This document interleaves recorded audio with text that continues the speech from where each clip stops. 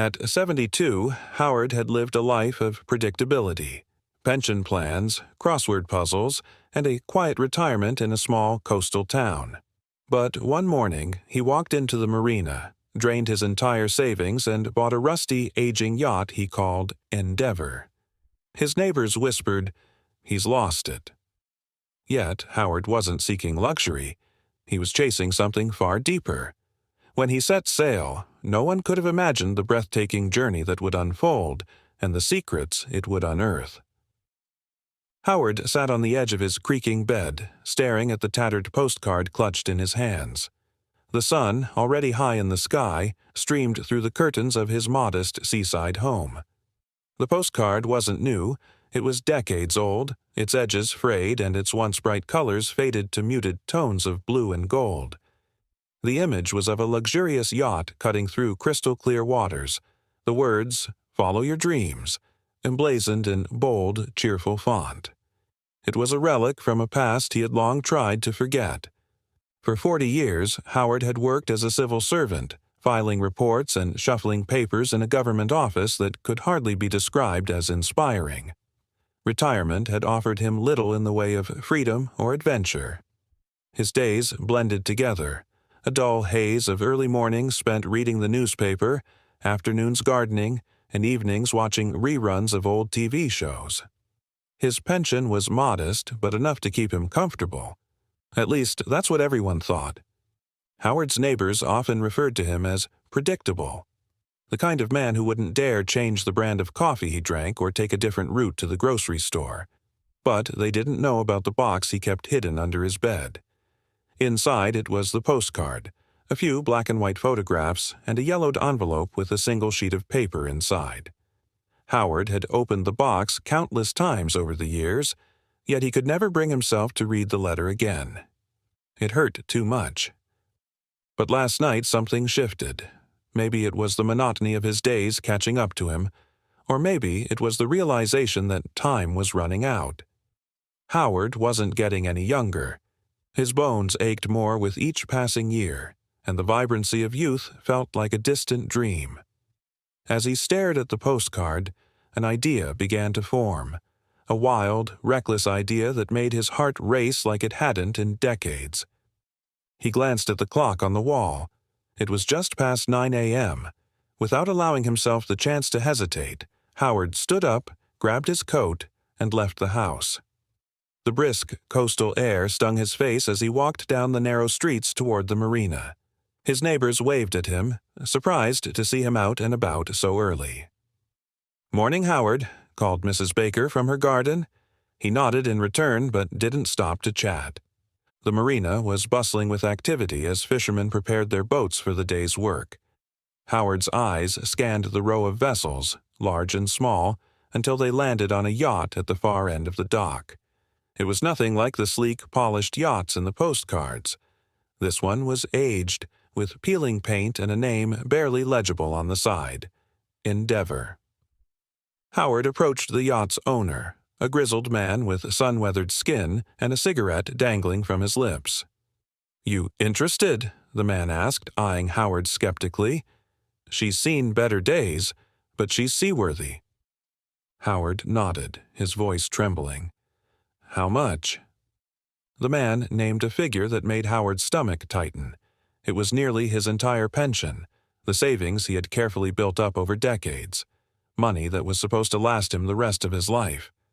Logic screamed at him to walk away, but something deeper, something more primal, urged him forward. "I'll take it," Howard said, surprising even himself. The owner raised an eyebrow. "You sure, old-timer? You got experience with boats?" Howard hesitated, then lied. "Plenty." The paperwork was a blur. Before he knew it, Howard was handing over a check that represented his life's work. The yacht was his. He stepped aboard, the deck groaning under his weight. The cabin smelled of salt and mildew, but to Howard, it was perfect. He didn't care about the yacht's condition or what others thought. This was his chance to reclaim something he had lost long ago. As he explored the boat, he found a small storage compartment beneath the floorboards. Inside was a dusty box filled with nautical charts, a compass, and an old map. The map caught his attention immediately. It was hand-drawn, with a large X marking a spot far out at sea. A note scribbled in the corner read, "For the Dreamers." Howard's hands trembled as he unfolded the map. He didn't believe in coincidences. This was a sign, a call to adventure. For the first time in years, he felt alive. Back on the dock, Howard noticed a few of his neighbors had gathered, their faces a mix of curiosity and judgment. "What on earth is he doing?" he heard someone whisper. Ignoring them, Howard untied the yacht and started the engine. It roared to life, sputtering at first but then settling into a steady hum. He didn't have a plan, only the map and the overwhelming urge to follow it. As the yacht drifted away from the dock, Howard glanced back at the shore. The life he was leaving behind seemed smaller, less significant. He had no idea what lay ahead, but he knew one thing for certain. He couldn't turn back now. The open sea stretched before him, vast and unknowable. And for the first time in decades, Howard felt something he had thought was lost forever: hope. The sound of the engine hummed steadily beneath Howard's feet as the yacht cut through the gentle waves. The salty breeze carried a chill, but he welcomed it. With each mile, the shoreline behind him grew smaller, fading into a hazy blur. Ahead, the horizon stretched endlessly, a blank canvas waiting to be filled. Howard had no real sailing experience beyond a few fishing trips decades ago, but he didn't care. He was determined to follow the map tucked safely in the pocket of his weathered coat. The first day was calm. Howard spent most of it familiarizing himself with the yacht's quirks. The wheel was stiff, the navigation equipment outdated, and the cabin cluttered with forgotten relics of the previous owner's life. He discovered a box of old tools, a pair of binoculars, and a stack of faded Polaroid photos depicting the Endeavor in better days.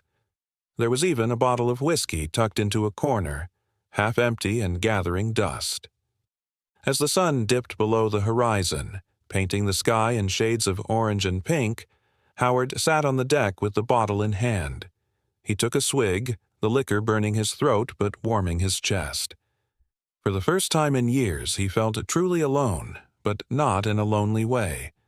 This solitude was different. It was liberating. Night fell quickly on the open sea, the stars above brighter and more numerous than he had ever seen. Howard spread the map out on the small table in the cabin, using a flashlight to examine its details. The X marked a location that seemed impossibly far. He estimated it would take at least a week to get there, assuming he didn't encounter any major setbacks. The thought was both thrilling and daunting. Sleep came fitfully. The rocking of the boat was unfamiliar, and every creak and groan of the aging yacht set his nerves on edge. But as dawn broke, Howard felt a renewed sense of purpose. He brewed a pot of coffee on the small rusted stove in the cabin and took his first sip as the sun rose, casting a golden glow over the waves. It wasn't the best coffee he'd ever had, but in that moment it tasted like freedom. By the second day, the euphoria of his departure began to wane. The endless expanse of water was disorienting, and Howard realized just how unprepared he was. The yacht's radio was functional, but he had no one to contact and no idea how to use it properly. His provisions were meager: canned goods, a loaf of bread, and a few bottles of water. He hadn't thought to bring fresh fruit or vegetables, let alone a fishing rod. The map, though fascinating, offered no guidance on how to navigate the unpredictable sea. Around midday, dark clouds gathered on the horizon. Howard's heart sank. He had heard stories about how quickly storms could form over open water, but seeing it firsthand was entirely different. The wind picked up, and the once gentle waves grew choppier. He scrambled to secure loose items on the deck, his hands trembling as he tied knots he hoped were sturdy enough. The storm hit with a ferocity that left Howard reeling. Rain lashed against the yacht, and the wind howled like a living thing. The Endeavor groaned under the assault, its old frame protesting with every wave that crashed against it. Howard clung to the wheel, his knuckles white as he fought to keep the yacht steady. water seeped into the cabin, pooling on the floor and soaking his supplies. "Come on, old girl," he muttered through gritted teeth as if the yacht could hear him. "We've got this." Hours passed in a blur of chaos and adrenaline. Howard lost all sense of time, his world reduced to the storm and his desperate efforts to survive it. At one point, a massive wave struck the side of the yacht, nearly throwing him overboard. He managed to hold on, but the force wrenched his shoulder, sending pain radiating through his arm. Eventually, the storm began to subside. The wind calmed and the rain eased into a light drizzle. Howard collapsed onto the deck, drenched and exhausted. His body ached, and his hands were blistered from gripping the wheel so tightly. But he was alive, and so was the Endeavor. As he surveyed the damage, Howard felt a mix of relief and dread. The yacht had taken a beating. One of the sails was torn and several of his supplies had been washed away. But the map was still safe, tucked away in his coat pocket. He retrieved it and unfolded it, his eyes scanning the X that seemed both closer and impossibly far. "Is this what you wanted?" he asked aloud, his voice hoarse. He wasn't sure who he was talking to, the previous owner of the yacht, the person who had drawn the map, or perhaps the universe itself. There was no answer, only the gentle lapping of the waves against the hull. That night, Howard sat in the cabin, nursing the last of the whiskey and staring at the map. The storm had shaken him, but it hadn't broken him. If anything, it had strengthened his resolve. He wasn't just chasing the X on the map. He was chasing something far greater, a sense of purpose, a reason to keep going. As he drifted off to sleep, the sound of the waves became a lullaby, and in his dreams he saw the island, a lush green paradise bathed in sunlight with the X glowing like a beacon. Whether it was real or just a figment of his imagination, Howard didn't care. He knew he had to find it, no matter what. The third day brought with it a deceptive calm. The storm had left its mark, but the sea now seemed eager to make amends. Gentle waves lapped against the hull, and a soft breeze filled the torn sail as Howard steered the Endeavor back on course. He spent the morning repairing what he could, using the tools he had found on board. The torn sail was patched with duct tape, and the cabin floor was cleaned of salt water and debris. It wasn't perfect, but it would do. As the hours passed, Howard fell into a rhythm. He'd check the map, adjust his course, and scan the horizon with the binoculars. The isolation was both comforting and unsettling.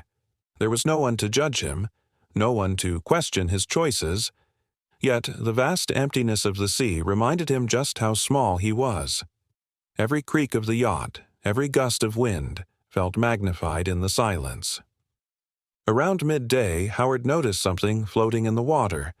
It was a small wooden crate bobbing gently on the waves. Curious, he steered the yacht closer and used a long hook to pull it aboard. The crate was battered but intact, its sides covered in barnacles. Inside, he found a collection of objects that puzzled him: a rusted compass, a leather-bound journal, and a brass key. The journal was water-damaged, its pages smeared and barely legible. But one phrase stood out, written in bold, messy handwriting. "The answer lies within." Howard stared at the journal for a long moment, the words echoing in his mind. What answer? Was this crate left for him, or had he stumbled upon someone else's forgotten treasure? He turned the brass key over in his hands, its purpose a mystery. The objects felt significant, though he couldn't explain why. He tucked them away in the cabin, deciding to focus on the map for now. The X still called to him, a silent challenge he couldn't ignore. As the sun began to set, painting the sky in hues of red and gold, Howard's thoughts drifted to the letter in the box beneath his bed. He hadn't read it in years, but he could still remember the words as if they were etched into his mind. It was from his daughter, Emily, written shortly before she disappeared. She had been only 19, full of dreams and defiance, determined to forge her own path. The letter had been a goodbye, a bittersweet farewell that left more questions than answers. He had searched for her, followed every lead, But eventually, the trail went cold.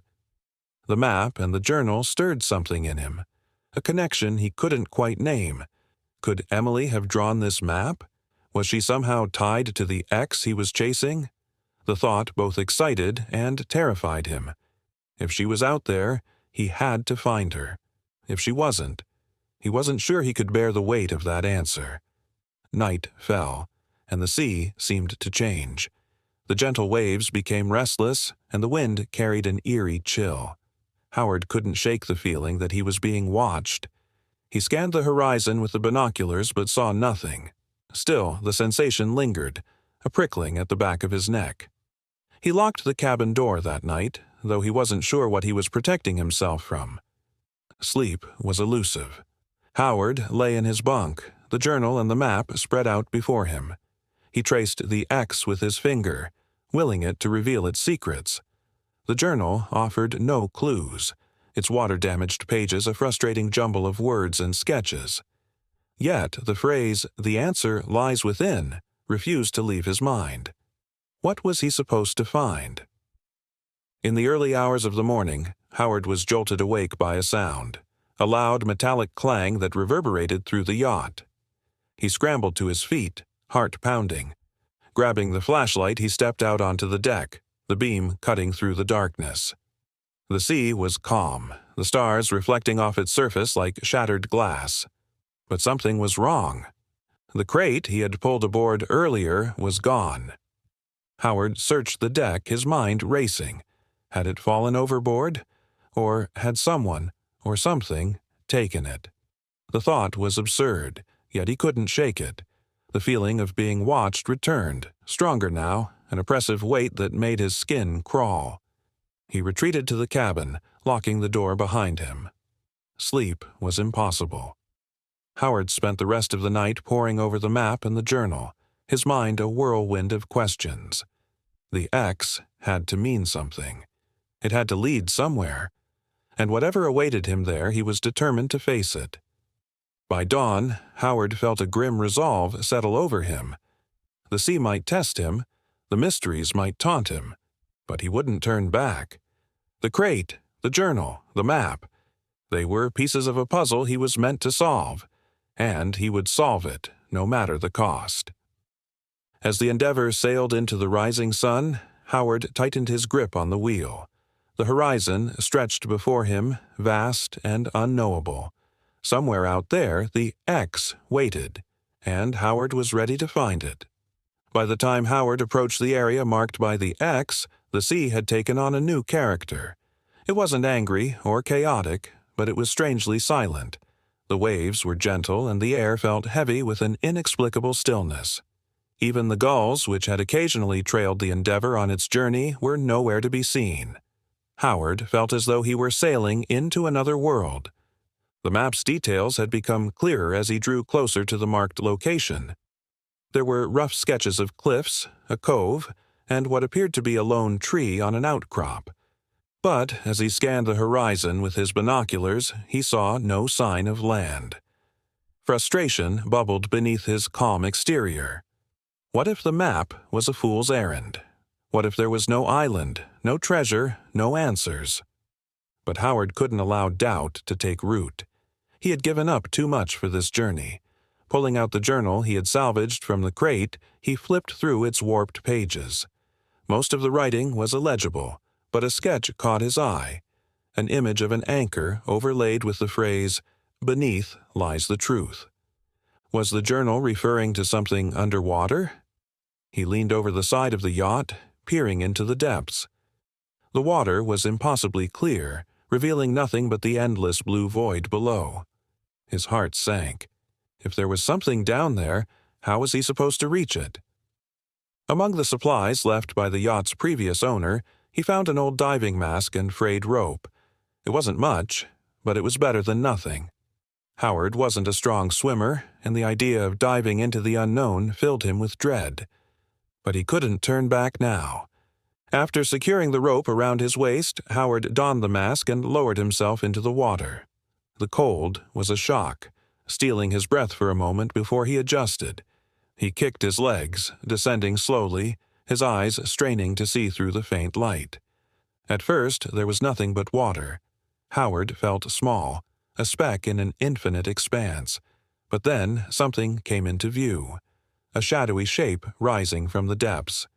As he swam closer, the shape solidified into a massive, rusted anchor embedded in sand and coral. His heart raced. This was it. This had to be what the journal referred to. The anchor was ancient, its surface encrusted with barnacles and seaweed. It was attached to a chain that disappeared into the sand as though it were anchoring something far below. Howard tugged at the chain, but it didn't budge. His lungs burned, and he was forced to resurface, gasping for air as he climbed back aboard the Endeavor. He sat on the deck, catching his breath. The chain had to lead somewhere, but he couldn't follow it with the equipment he had. His eyes drifted to the brass key from the crate. Could it be connected to the anchor? He picked it up, turning it over in his hands. Howard spent hours poring over the map, the journal, and the key, searching for any clue. Night fell, and the oppressive stillness of the sea pressed down on him. For the first time, he felt truly alone. Not just physically, but in a deeper existential way. What if he had gambled everything on a dream that would never come true? Driven by renewed purpose, Howard prepared for another dive. He fashioned a makeshift weight from an old toolbox, tying it to the chain to help him descend further. This time, he would go deeper, no matter the risk. The second dive was harder. The pressure increased as he descended, and the light grew dimmer. But Howard pushed through, his determination overriding his fear. He followed the chain, his fingers brushing against the rough metal. The water grew colder, the silence absolute. Finally, he saw it. A chest, half buried in the sand at the base of the anchor.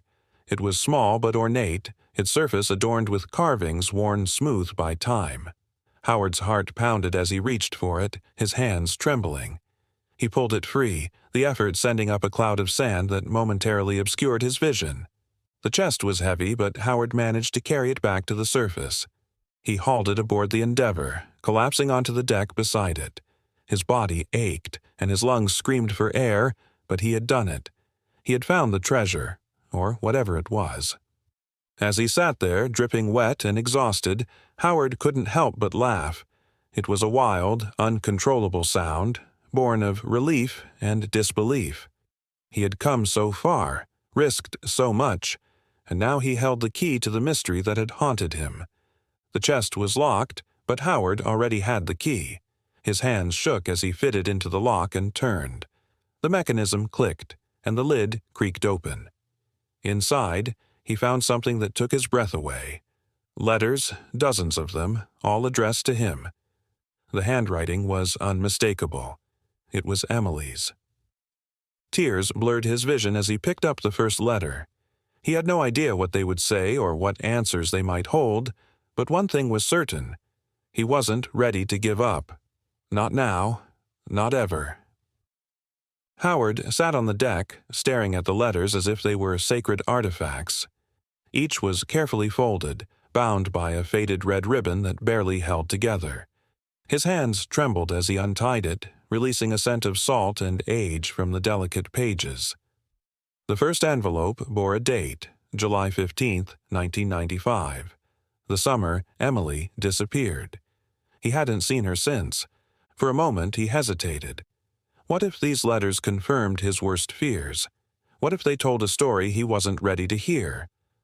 Slowly, he unfolded the first letter, his eyes scanning the page.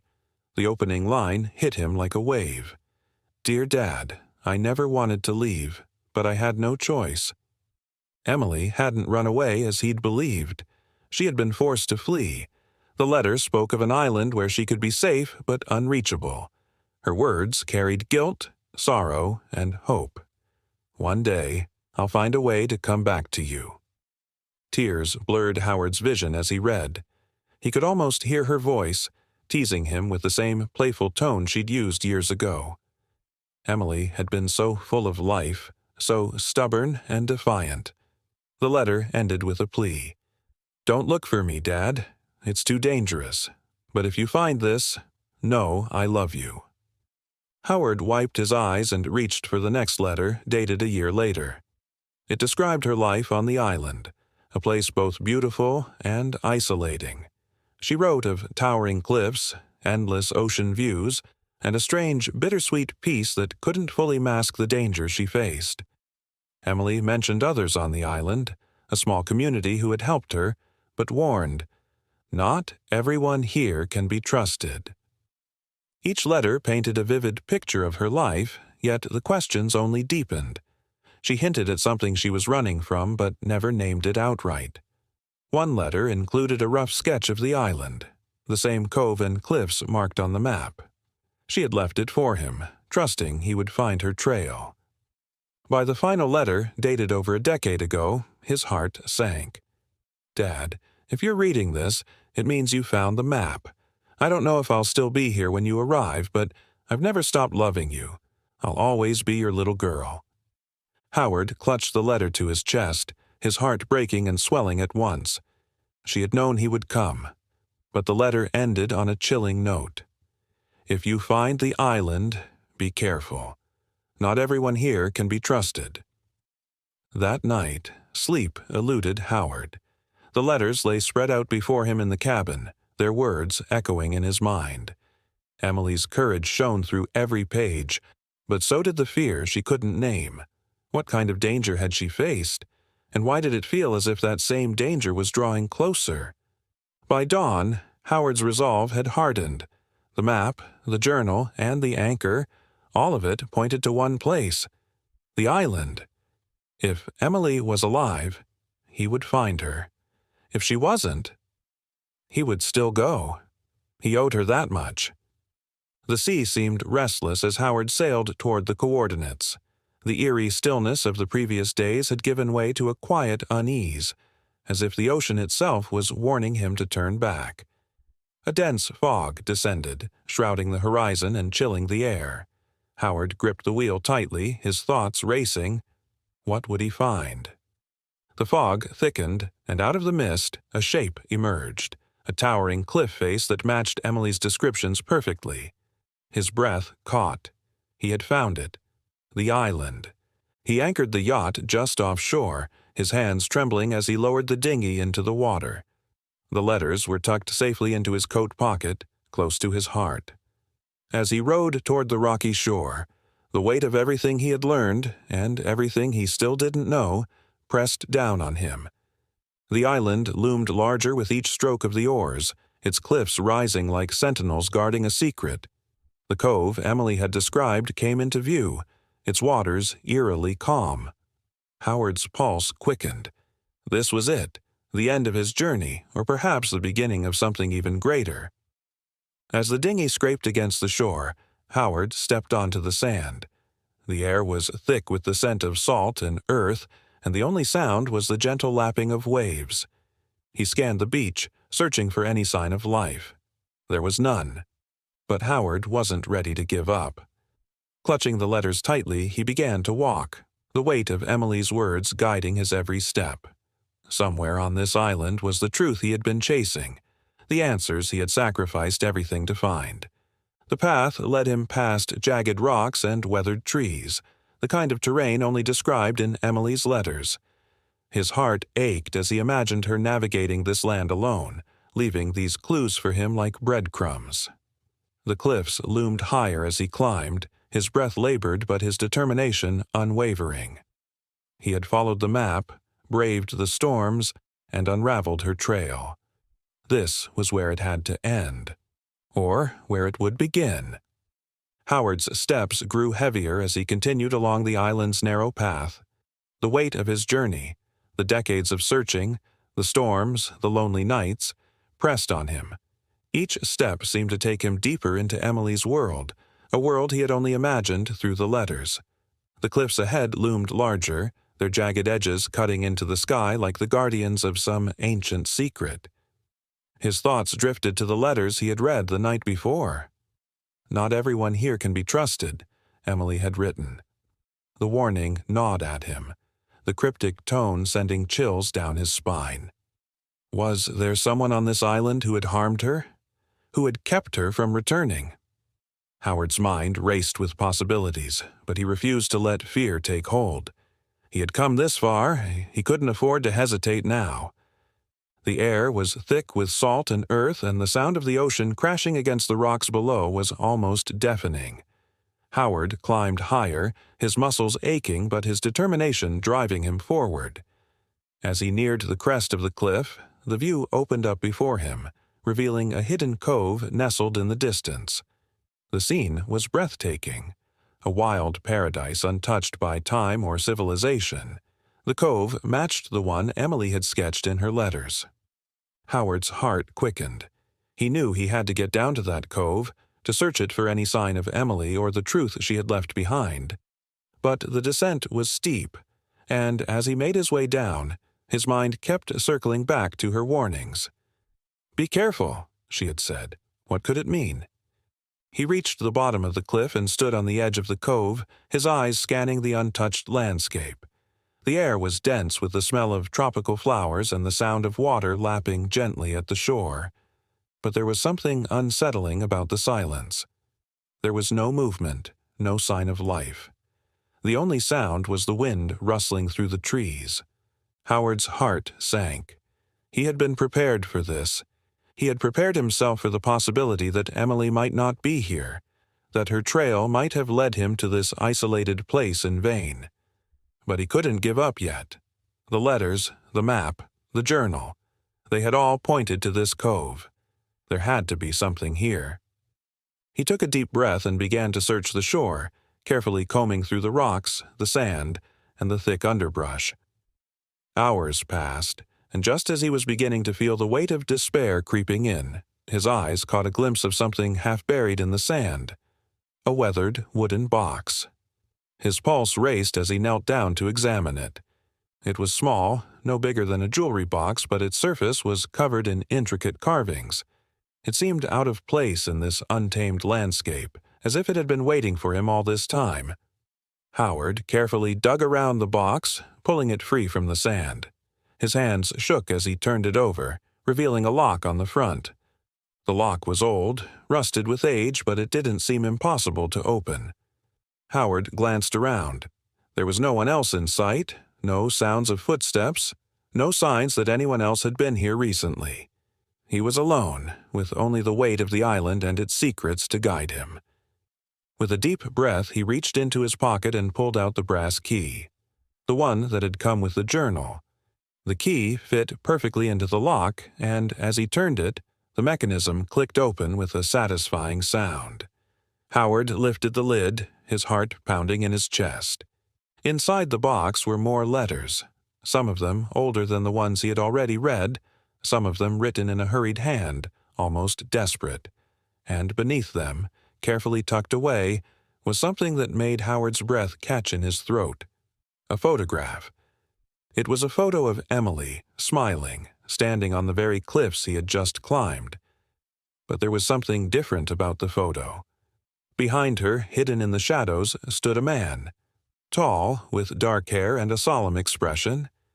The man was watching Emily, but it wasn't a look of affection. It was a look of control. Howard's stomach churned as he turned the photograph over. On the back, written in Emily's familiar handwriting, were the words, "He's the reason I had to leave. He won't let me go. I don't know what to do. I'm scared." The weight of the message hit Howard like a physical blow. Emily hadn't just fled to escape danger. She had been running from someone. Someone who had kept her here, kept her hidden away, away from the world, away from him. His hands shook as he set the photograph down and began reading the letters. They painted a grim picture. Emily had been forced into hiding by a man she called the Watcher, someone who had power over the island, over the people who lived there. She had tried to escape multiple times, but every attempt had been thwarted. Howard's mind raced. This wasn't just about Emily anymore. This was about someone who had controlled her life, who had kept her from returning. And if Emily was still alive, it was clear that he had to find a way to free her.